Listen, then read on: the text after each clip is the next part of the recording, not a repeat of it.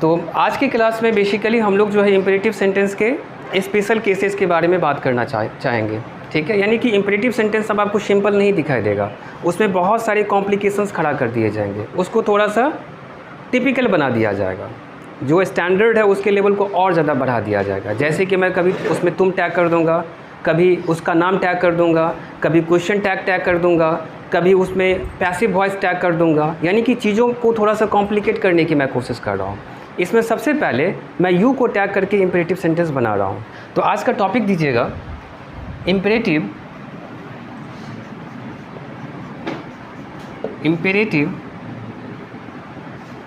With you as a subject.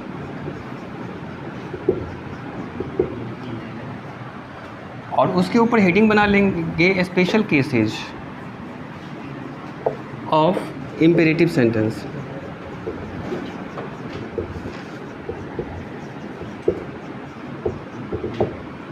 Heading देंगे special cases of imperative sentence, और इसमें सबसे पहला पॉइंट बनाएंगे imperative with you as a subject. Heading दीजिएगा special cases of imperative sentence, और उसके नीचे पहला पॉइंट बनाएंगे imperative with you as a subject. अपनी शक्ल देखो, तुम अपनी शक्ल देखो।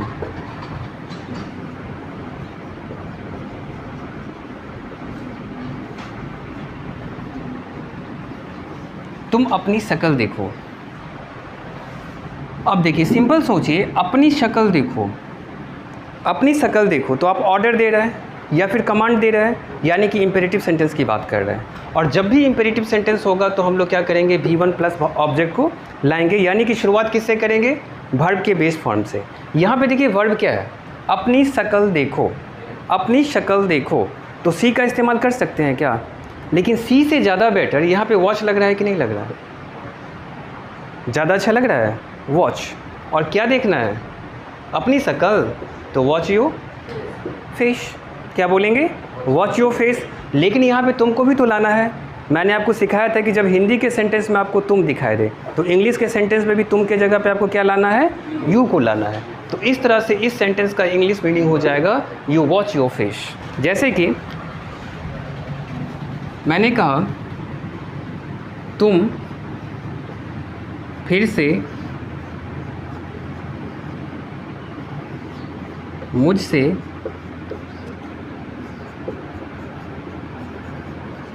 बात करने की हिम्मत मत करना। तुम मुझसे फिर से बात करने की हिम्मत मत करना। इस सेंटेंस को आप पहले सोचिए कि कैसे इस पे काम करें। सिंपल सोचिएगा, इतने बड़े सेंटेंस पे आपको नज़र नहीं डालनी है। सबसे पहले इसमें एलिमेंट्री पार्टिकल को आप ढूंढो, सबसे छोटा सा सेंटेंस। आप ये सोचिए कि ये सेंटेंस जन्म लिया होगा और तुरंत बड़ा तो नहीं हो गया होगा। एक बच्चे की तरह सोचना है। एक छोटा सा बच्चा जन्म लिया है जो अभी माँ की गोद में है, और माँ का दूध पीता है और भर नींद सोता है। बच्चे का काम होता है सिर्फ खाना और सोना, क्योंकि बच्चे के ग्रोथ के लिए सोना बहुत ही ज़रूरी होता है। उस टाइम पे उसके बॉडी से ऐसे हार्मोन्स निकल रहे होते हैं जो बच्चे को सुलाने का काम करता है, सिर्फ सुलाने का काम करता है। लेकिन जैसे जैसे आप बड़े होते हैं वैसे वैसे आपके बॉडी में वो हार्मोन्स जो कि ग्रोथ के लिए रिस्पॉन्सिबल होता है वह धीरे धीरे कम होने लगता है, और यही रीज़न है कि आपकी हाइट रुक जाती है। आप इमेजिन कीजिए कि जिस तरह से एक बच्चे के अंदर ग्रोथ होती है, एक छोटा सा बच्चा है, लगभग इतनी हाइट है, वह बढ़ते बढ़ते 6 फीट का लैड हो जाता है। 6 फीट का लैड हो जाता है। लैड का मतलब समझते हो, नवयुवक।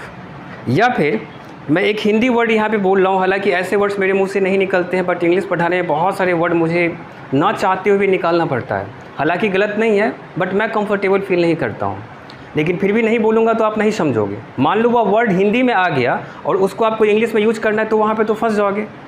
ठीक है, जैसे कि पटनिया सब जो होता है ना, वह एक वर्ड यूज करता है लौंडा। बहुत सारे लोग करते हैं, नेगेटिव वर्ड नहीं है, बस सुनने में थोड़ा सा ऑकवर्ड लगता है, अच्छा नहीं लगता है, लौंडा। और जब भी आपको लौंडा के लिए इंग्लिश वर्ड इस्तेमाल करना हो तो आप किसको बुलाइएगा, लैड को। इसका मतलब होता है नवयुवक, यंगस्टर या फिर लौंडा। ठीक है, तो हम बात कर रहे थे कि एक छोटा सा बच्चा है, वह बढ़ रहा है और वह बढ़ने का क्रम उसी रफ्तार से बढ़ता चले तो वह ताड़ के पेड़ से भी बड़ा हो जाएगा। सोच करके देखिए, आपने जन्म लिया और जन्म लेने के बाद आप धीरे धीरे बढ़ रहे थे कि नहीं बढ़ रहे थे, लेकिन एक समय आया जहाँ पे ग्रोथ कम रुक गया पूरी तरह से। ग्रोथ हमेशा होता ही रहता है क्या आपके हाइट का? एक समय आता है ना जहाँ से आपका जो ग्रोथ है वो कम्प्लीटली रुक जाता है। ऐसा क्यों होता है? पहले तो आप बढ़ रहे थे, लेकिन एक टाइम आने पे आपकी ग्रोथ ही रुक जाती है।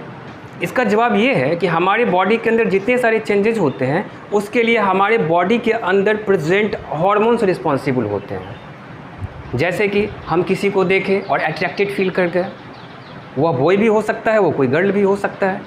तो किसी नेगेटिव जेंडर, किसी अपोजिट जेंडर के टुवार्ड्स में हम यदि अट्रैक्टेड फील करते हैं तो एक अलग तरह का एक्सप्रेशन चेहरे से झलकने लगता है और उस एक्सप्रेशन के लिए रिस्पॉन्सिबल भी हमारा हार्मोन ही होता है।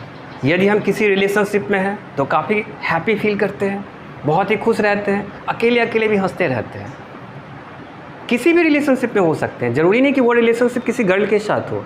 एक बहुत ही प्यारा मित्र बन गया जो हम पे सिर्फ और सिर्फ पैसे लुटाए जा रहा है, एक बाइक गिफ्ट कर दिया, कल हो करके एक कार गिफ्ट कर दिया, तो अब जब भी उसके बारे में सोचेंगे ना चेहरे पे खुशी आएगी और अकेले बैठोगे तो सीना चौड़ा रहेगा, वाह क्या मैंने मित्र पाया है। जब भी मैं मुसीबत में रहता हूँ तो मेरे पीछे खड़ा होता है। तो आपके चेहरे पे एक अलग खुशी होगी कि नहीं होगी? और उस खुशी का जो एक्सप्रेशन होगा उसके लिए भी रिस्पॉन्सिबल होगा हमारा हार्मोन्स। तो ध्यान रखिएगा, जब बच्चे की ग्रोथ होती रहती है तो उसके लिए ज़रूरी है कि बच्चे ज़्यादा से ज़्यादा सोए। और आप बच्चा को जब भी देखोगे ना तब वो सोया ही रहेगा, खूब सोता है, क्योंकि वो हार्मोन्स उसको सुलाता है। वो जितना सोएगा उतना तेज़ी में वो ग्रोथ करेगा वो। और जब उसकी ग्रोथ प्रॉपर्ली हो जाती है उसी टाइम पे वो जो हार्मोन्स जिसका यूटिलाइज वो कर रहा था टाइम टू टाइम वो ख़त्म हो गया होता है बॉडी के अंदर। यानी जो हार्मोन्स उसके अंदर भरे पड़े थे वो धीरे धीरे सारा यूटिलाइज कर लिया, और जब वो हार्मोन पूरी तरह से ख़त्म हो गया उस टाइम के बाद उसकी हाइट बढ़नी बंद हो गई। तो आप सोचिएगा कि जिस तरह से बच्चा जन्म लेता है उस स्टेज पे ध्यान देना है। तो उसी तरीके से ये सेंटेंस इतना बड़ा अचानक नहीं हो गया होगा, इतना बड़ा अचानक नहीं हो गया होगा। तो सबसे पहले आप ये थिंक कीजिए कि इसका बेसिक पार्ट क्या रहा होगा। सबसे छोटा सा सेंटेंस जहाँ से ये बना होगा, तुम फिर से मुझसे बात करने की हिम्मत मत करना। तुम फिर से मुझसे बात करने की हिम्मत मत करना। इसमें सबसे बेसिक पार्ट आप पिक कीजिए, बात करना, मुझसे बात करना। चलिए, बात करना के लिए मैं स्पीक का यूज कर सकता हूँ क्या?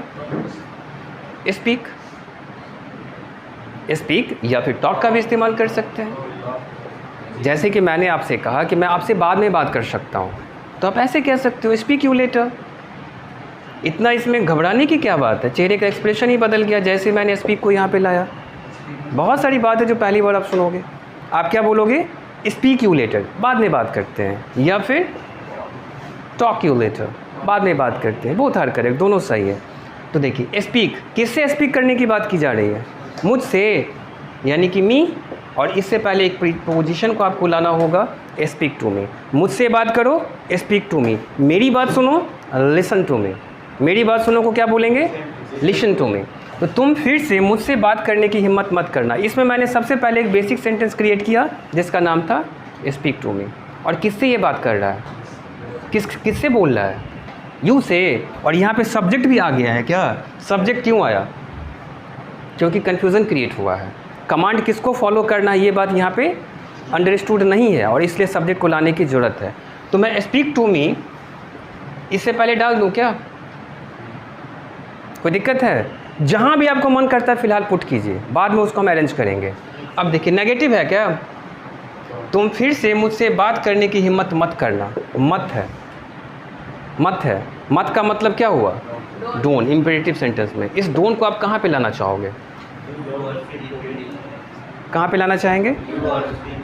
यू और स्पीक के बीच में। एज यू टोल्ड कि मैं इसको यू और स्पीक के बीच में ले आऊँ। You do speak to me. अब चलिए, यहाँ पे एक और वर्ब है, हिम्मत करना।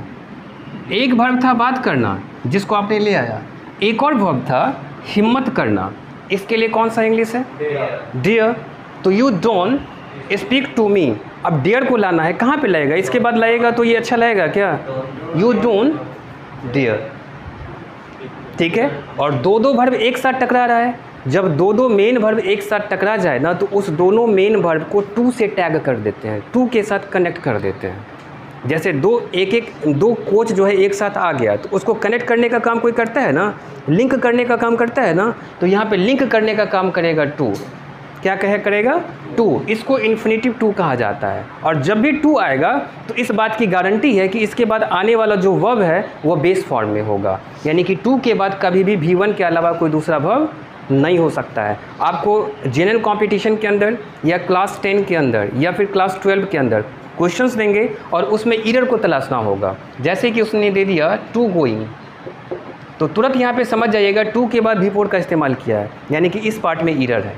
टू के बाद V1 ही होना चाहिए, ठीक है, ये कंफर्म है, दूसरा वर्ब आ ही नहीं सकता है। तो देखिए you don't dare to speak to me, कोई दिक्कत? यहाँ पे दो टू आया है, एक यहाँ पे एक यहाँ पे, ये टू आया है दोनों वर्ब को जोड़ने के लिए और ये टू आया है इस वर्ब के लिए, ठीक है। अब क्या छूट रहा है देखिए, you don't dare to speak to me, फिर से तो अगेन दे दे क्या? कोई दिक्कत है? आपको जहाँ मन करता है किसी भी चीज़ को पहले आप डाल दीजिए, फिर उस पर सोचिए सही लग रहा है कि नहीं लग रहा है। नहीं लग रहा है तो फिर उसके जगह को बदलिए। अब देखिए हम बात कर रहे हैं डोंट की। डोंट को आपने यू और स्पीक के बीच में रखा है, तो इसको बोलने का तरीका थोड़ा सा बदलना पड़ेगा। अब बोलेंगे यू, थोड़ा सा रुकिएगा, don't dare to speak to me again.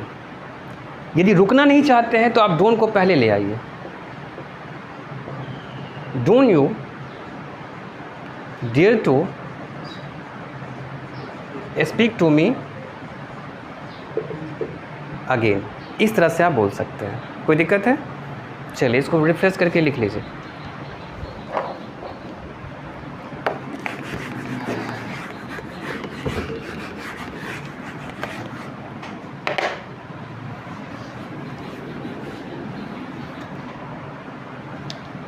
You don't dare to speak to me again.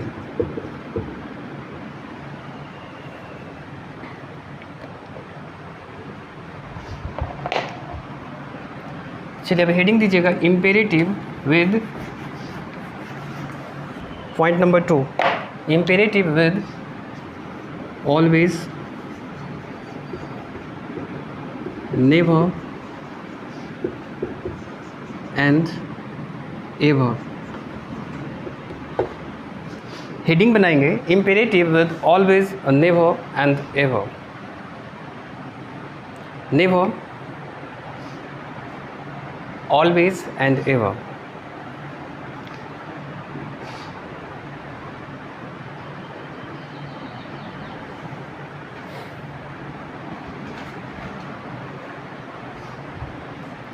अच्छा ये बताइए, जैसे ही ऑलवेज, नेवर और एवर ये आपको दिखाई देता है तो क्या दिमाग में आता है? किसके बारे में आप सोचते हो? ये एक एडवर्ब है। और दूसरी बात आपको ये भी ध्यान में आती होगी कि परसेंटेज किस बेसिस पे काम करना है। हमने पहले सीखा था कि ऑलवेज का मतलब होता है 100%, यानी आप किसी काम को हमेशा करते हो, कभी करना नहीं भूलते हो, तो ऑलवेज का केस है। जैसे कि ब्रश करना, नहाना, नित्य क्रियाक्रम जो आपका डेली वर्क है उसकी बात करूँ तो ये ऑलवेज का केस है। यदि मैंने यूज़ किया नेवर, ये क्या है? यानी कि किसी चीज़ को, किसी काम को आपने कभी किया ही नहीं है, आपने कभी अल्कोहल कंज्यूम किया ही नहीं है, तो यह क्या है? नेवर का केस है। और एवर, इसके साथ यदि मैं हार्डली यूज कर लूँ तो फिर ये कितना परसेंटेज को शो कर देगा? हार्डली एवर, याद कीजिए, never, never, hardly ever, rarely, ये तीन चीज़ मैंने साथ लिखा था। Never 0%, hardly ever 10% and rarely 20%। देखिए ऐसे सेंटेंस आपको किस फॉर्मेट में मिल सकते हैं? जैसे कि आपने किसी को कहा हमेशा याद रखना कि बॉस कौन है, ठीक है, सेंस को पकड़िए, हमेशा याद रखना कि बॉस कौन है। या फिर इस तरह से भी तो बोल सकते हैं कि भूलना मत कि यहाँ का बॉस कौन है, यहाँ का बॉस हम हैं। ऐसे बात करते हैं, हमेशा याद रखो कि बॉस कौन है, या फिर कभी भूलना मत कि यहाँ का बॉस कौन है। एक सेंटेंस मैं दे रहा हूँ, हमेशा याद रखो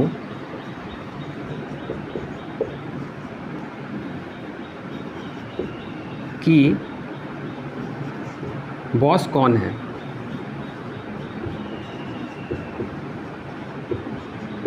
बॉस का मतलब समझ रहे हैं किस सेंस में हम बात कर रहे हैं? क्या?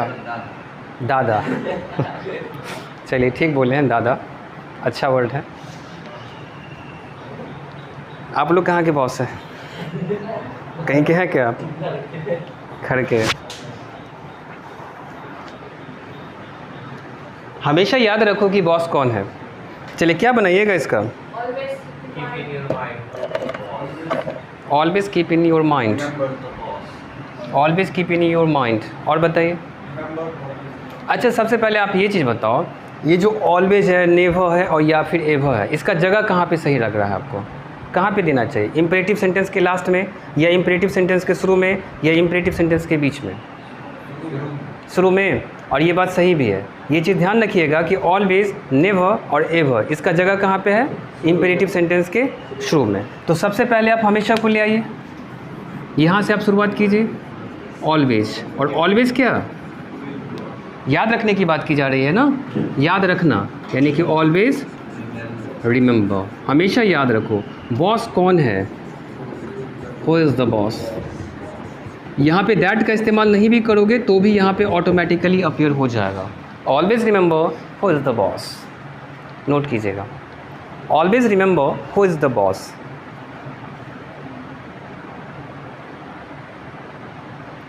सेंटेंस क्रिएशन में कोई दिक्कत हो रही है तो आप बोलेंगे, कहीं पे डॉट हो तो बोलिए। Always remember who is the boss.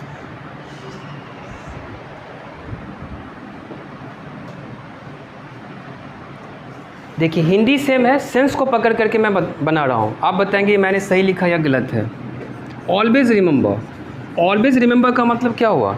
कभी मत भूलो, कभी मत भूलो। तो हम ऐसे भी तो बोल सकते हैं, never forget, never forget who is the boss, कह सकते हैं। देखिए और भी बदलाव किए जा सकते हैं। नेवर फॉरगेट, मैंने कहा don't ever forget who is the boss. बताइए तीनों सेंटेंस का मीनिंग सेम है कि नहीं है? डोंट एवर, यदि हम एवर का इस्तेमाल यदि सिंगल करें इसका मतलब हो गया कभी, और इसके साथ हम यदि नेगेटिव वर्ड डोंट को टैग कर देंगे तो don't plus ever is equal to never नहीं बन जाएगा क्या? Don't plus ever is equal to क्या होता है? नेवर। अब देखिए ऑलवेज रिमेंबर, हमेशा याद रखो हु इज़ द बॉस, दादा कौन है, बॉस कौन है।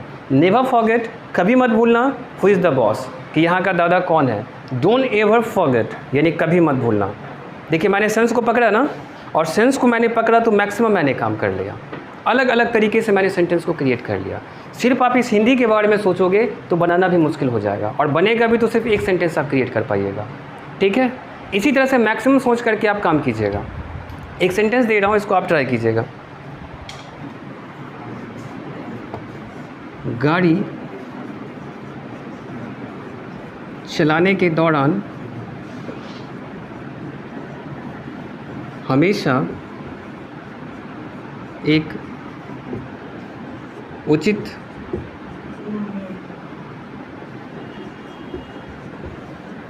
हेलमेट का उचित हेलमेट, प्रॉपर होना चाहिए ना, उचित हेलमेट नहीं समझ पा रहे क्या? प्रॉपर हेलमेट, ठीक है। गाड़ी चलाने के दौरान हमेशा एक उचित हेलमेट का प्रयोग करें। सिंपल सोचिए और बताइए, इंपेरेटिव सेंटेंस है, इस बात पे आप मुहर लगा रहे हो क्या? तो क्या है? ऑर्डर है या रिक्वेस्ट है या फिर सजेशन है? सजेशन है क्या? या फिर ऑर्डर के रूप में भी इसको देख सकते हैं। पापा ने कहा कि गाड़ी ले जा रहे हो तो हेलमेट ज़रूर पहनना, हेलमेट का उपयोग ज़रूर करना, तो ये क्या है? उनका ऑर्डर भी तो है ना। तो ऑर्डर और सजेशन ये वैरी कर सकता है, सिचुएशन को आप पकड़ लीजिए, उसके अनुसार से इस्तेमाल कीजिए। तो सबसे पहले हमने इस बात को समझ लिया कि इम्पेरेटिव सेंटेंस। अब दूसरी बात देखिए, ये इम्पेरेटिव सेंटेंस का स्पेशल केस है क्या? क्यों? क्योंकि बीच में हमेशा भी आया है। यानी हमेशा एडवर्ब के साथ भी आपको इम्पेरेटिव सेंटेंस क्रिएट करना पड़ सकता है। अब ये बताएं कि सबसे पहले आप इस एडवर्ब को यहाँ पे लाओगे कि नहीं लाओगे? ऑलवेज। और ऑलवेज के तुरंत बाद क्या लाना है? इम्पेरेटिव सेंटेंस को। अब इस सेंटेंस का सिंपल सेंटेंस आप क्रिएट कीजिए। हम एक उचित हेलमेट का प्रयोग करें। ये एक सिंपल सेंटेंस दिख रहा है, एक उचित हेलमेट का प्रयोग करें। ऑलवेज को भी हटाइए, एक उचित हेलमेट का प्रयोग करें। एक सिंपल सेंटेंस दिख रहा है कि नहीं दिख रहा है?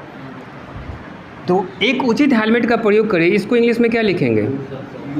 यूज़ अ प्रॉपर हेलमेट। कोई दिक्कत है? अभी तक हमने बना दिया है ऑलवेज यूज़ अ प्रॉपर हेलमेट, यानी हमेशा एक उचित हेलमेट का प्रयोग करें। कब? गाड़ी चलाने के दौरान। तो बस अब टैग कर दीजिए व्हाइल ड्राइविंग, यानी जब आप गाड़ी चला रहे हो तब। किस में? लिख लीजिए ना, HE लिख दीजिए,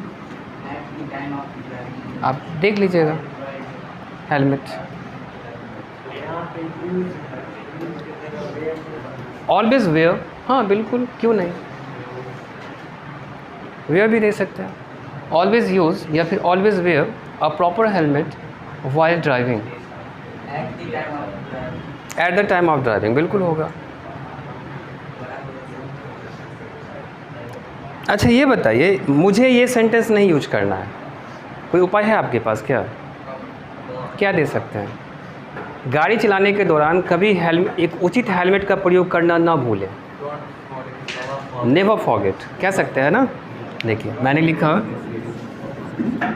नेवर फॉरगेट, फॉरगेट नहीं फॉरगेट। क्या? तो to wear a proper helmet while driving, that's it, very easy। क्या समझ रहे हैं? कोई दिक्कत है तो बोलिए। या फिर डोंट एवर फॉरगेट, प्रोनाउंसिएशन सुधारिए, don't ever forget, don't ever forget to wear a proper helmet while driving. कोई दिक्कत है? तीनों को नोट कीजिएगा। Next, give an another topic imperative with question tags.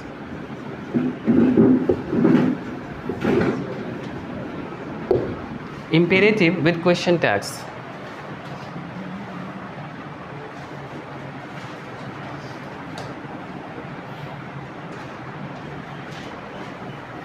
देखिए क्वेश्चन टैग एक अलग टॉपिक है आपका, इस टॉपिक को मैं नहीं पढ़ाने वाला हूँ। और जब भी हम स्पोकन सीरीज या ग्रामर की बात करेंगे तो उसमें हम लोग हर टॉपिक में कुछ ना कुछ क्वेश्चन टैग को करते हुए इस टॉपिक को ख़त्म कर लेंगे। स्पेशली नहीं पढ़ने वाले हैं, लेकिन उसके बाद भी ये टॉपिक हम पूरी तरह से कवर कर देंगे, ठीक है। सबसे पहले आप ये समझिए कि क्वेश्चन टैग कहते किसको है और क्वेश्चन टैग का यूज क्यों किया जाता है, क्यों इसकी ज़रूरत पड़ती है। जब आप किसी से नॉर्मल टॉक करते हैं, जैसे कि मान लीजिए आपने टॉक में कहा हेल्प मी, किसी से आपने मदद मांगा, लेकिन सामने वाले की तरफ से ये कंफर्मेशन नहीं है कि वो आपकी मदद करेगा ही, तो आप श्योर होना चाहते हैं कि वह मेरी मदद करेगा कि नहीं करेगा। जैसे कि मैंने कहा लेंड मी $1, मुझे $1 कर्ज दो। किसी से आप पैसा मांगना चाहते हो, किसी से आप कर्ज लेना चाहते हो और आपको $1 ज़रूरी है लेना उससे, ठीक है। तो आप ये भी तो कंफर्म कीजिएगा कि वो सामने वाला आपकी मदद करेगा कि नहीं करेगा, आपको $1 देगा कि नहीं देगा। यानी कि सामने वाले से कंफर्म करने के लिए किसी बात को आप क्वेश्चन टैग का यूज़ करते हैं। जैसे कि हिंदी में समझिएगा आप कैसे बात करते हो, मुझे $1 दे दो, मुझे ज़रूरी काम है, फिर बोलते हो जाएगा ना, दे दोगे ना, हेल्प मी, मेरी मदद करो, मदद मेरी करोगे ना। यानी ये सेंटेंस बोलने के बाद इस तरह से हम क्रिएट करते हैं कि नहीं करते हैं। आपको मम्मा ने कहा खाना खा लेना, फिर पीछे से फिर उसमें टैग कर देती है खा लोगे ना, भूलोगे तो नहीं ना। मैंने कहा आप कल वोकैबुलेशन नंबर 9 याद कर लेना, फिर मैंने टैग किया याद हो जाएगा ना, कोई प्रॉब्लम तो नहीं है ना। इस तरह से हम लोग नॉर्मल बात करते हैं कि नहीं करते हैं। और प्रैक्टिसिंग इंग्लिश में खासकर स्पोकन सीरीज़ के अंदर क्वेश्चन टैग का यूज़ काफ़ी इंपॉर्टेंट हो जाता है।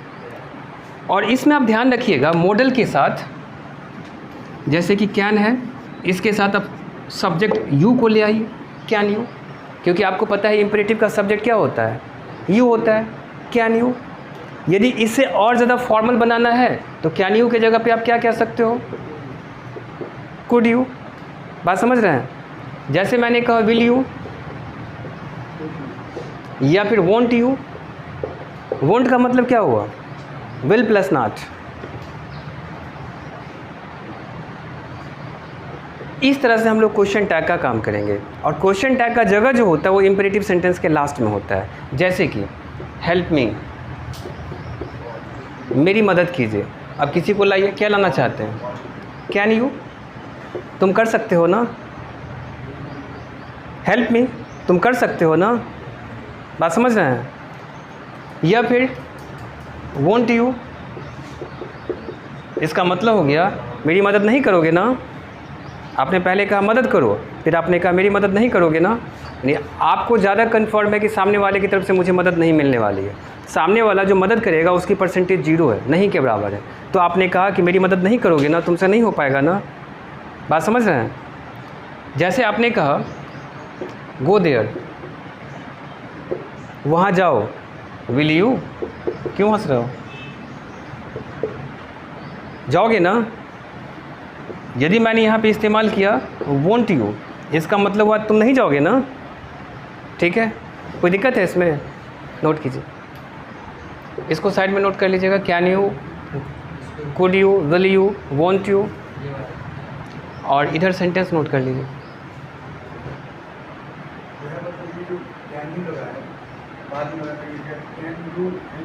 इसका जगह सेंटेंस के लास्ट में होता है। क्वेश्चन टैग को आप शुरू में नहीं ला सकते हैं, इसको आप शुरू में लाना चाहते हैं ना, नहीं तो फिर ग्रामेटिकली एरर हो जाएगा। क्वेश्चन टैग का जो जगह है वो सेंटेंस के लास्ट में ही होता है। ठीक है,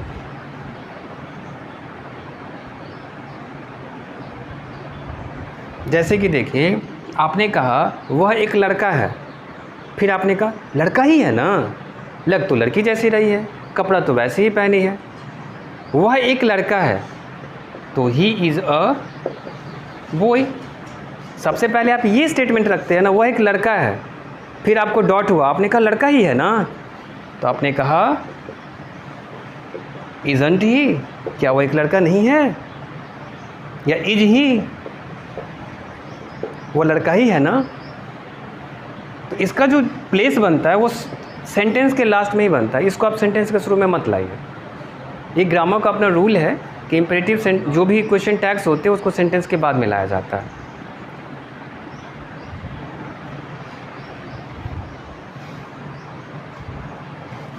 एक लास्ट टॉपिक दीजिएगा, पैसिव इम्पेरेटिव।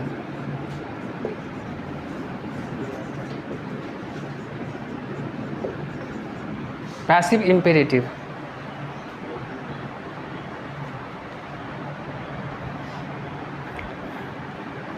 टेंस के बाद हम लोग एक टॉपिक कवर करेंगे जिसका नाम है वॉइस, एक्टिव वॉइस और पैसिव वॉइस। मैं उसी पैसिव की बात कर रहा हूँ।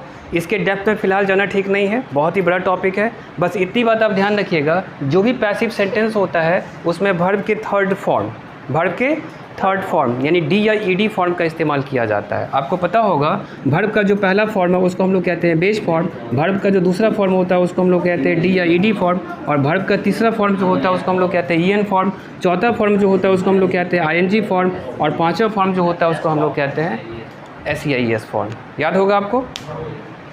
तो हम लोग ऐसे इम्पेरेटिव पे अब काम कर रहे हैं जो पैसिव फॉर्म में हो। जैसे कि आपने कहा छुट्टी ख़त्म होने से पहले आप कोविड-19 का वैक्सीन ले लो, या फिर आपने कहा कि आप वैक्सीन लेने का काम ख़त्म कर लो, नहीं तो आप रिस्क में आ जाओगे, आपके लिए यह रिस्क हो जाएगा। तो आपने इंग्लिश में सेंटेंस कहा गेट, ठीक है, वैक्सीन लेना तो गेट बेटर रहेगा क्या, गेट वैक्सीनेटेड। यहाँ पे देखिए अभी तक हमने पढ़ा था कि वर्ब के पहले फॉर्म का इस्तेमाल करना है, लेकिन ये स्पेशल केस है, इसमें हम लोग क्या करेंगे, वर्ब के थर्ड फॉर्म का इस्तेमाल करेंगे, क्योंकि ये क्या है, पैसिव का केस है। और पैसिव वॉइस में हमेशा V3 का यूज किया जाता है, दूसरे फॉर्म को नहीं लाया जाता, उसके बारे में सोचना भी नहीं है आपको। गेट वैक्सीनेटेड यानी कि वैक्सीन लेने का काम ख़त्म कर लीजिए। अदरवाइज अदरवाइज का मतलब होता है नहीं तो, या फिर अन्यथा, अन्यथा या फिर नहीं तो। आप खतरे में होंगे तो यू विल बी खतरे में, एट रिस्क दे दूं। ये कितना अच्छा सेंटेंस बन गया। गेट वैक्सीनेटेड, गेट वैक्सीनेटेड का मतलब क्या हो गया? गेट वैक्सीनेटेड का मतलब क्या हो गया? यानी वैक्सीन लेने का काम आप ख़त्म कर लो, वैक्सीन लेने का जो भी काम है वो पूरा कर लो। जैसे कि मैंने जैसे ही कहा गेट वैक्सीनेटेड, इसका मतलब हो गया, एक मिनट, इसका मतलब हो गया I am talking about the first dose and the second dose of कोविड-19। कोई दिक्कत है इसमें? नोट कीजिए।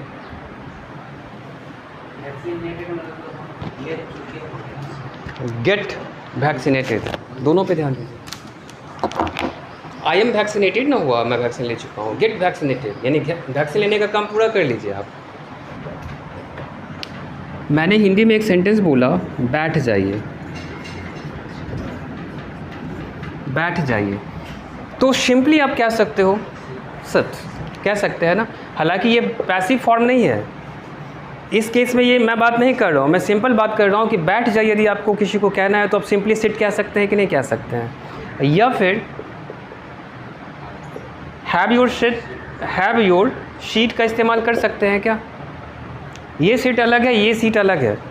ये सीट हो गया नॉन और ये हो गया वर्ब। सिट, बैठ जाइए, बैठ जाना, और ये सीट हो गया जगह। जैसे कि देखिए, यह एक सीट है, यह एक सीट है, कुर्सी खाली है तो उसको हम लोग क्या कहेंगे? सीट। और वहाँ पे जो बैठेगा उस एक्शन को क्या कहा जाएगा? सिट कहा जाएगा। तो सिट, रिक्वेस्ट करना है तो प्लीज़ सिट, या फिर हैव योर सीट। कोई दिक्कत है? लेकिन मुझे पैसिव फॉर्म का इस्तेमाल करना है ना, और पैसिव फॉर्म का इस्तेमाल करना है और किसी को बोलना है कि आप बैठ जाइए, तो उसको हम लोग बोलेंगे बी सीटेड। क्या बोलेंगे? बी सीटेड, यानी बैठ जाइए। या फिर आप कह सकते हो टेक योर सीट। रिक्वेस्ट करनी है तो बी लास्ट में आप प्लीज़ टैग कर दीजिए। इसमें आप एग्जाम्पल दीजिएगा बी सीटेड, क्योंकि पैसिव फॉर्म है, नोट कर लीजिए। और आज के बाद किसी को बैठाना होगा तो बी सीटेड के अलावा दूसरा यूज ही मत कीजिएगा। हाँ, और यदि मन करे तो हैव योर सीट प्लीज़ का इस्तेमाल कीजिए। इस दो सेंटेंस से बेटर सेंटेंस नहीं है। बी सीटेड या फिर have your seat please, have your seat please. और बी सीटेड तो सबसे एडवांस्ड है। हाँ शुभम, कुछ बोल रहे थे आप? बी सीटेड अच्छा लग रहा है, ये सबसे स्टैंडर्ड फॉर्म है इंग्लिश का। बी सीटेड, बी सीटेड, ये आपका एग्जाम्पल हो गया पैसिव फॉर्म में, या इसके अल्टरनेट में आप इस्तेमाल कर सकते हैं हैव योर सीट प्लीज़।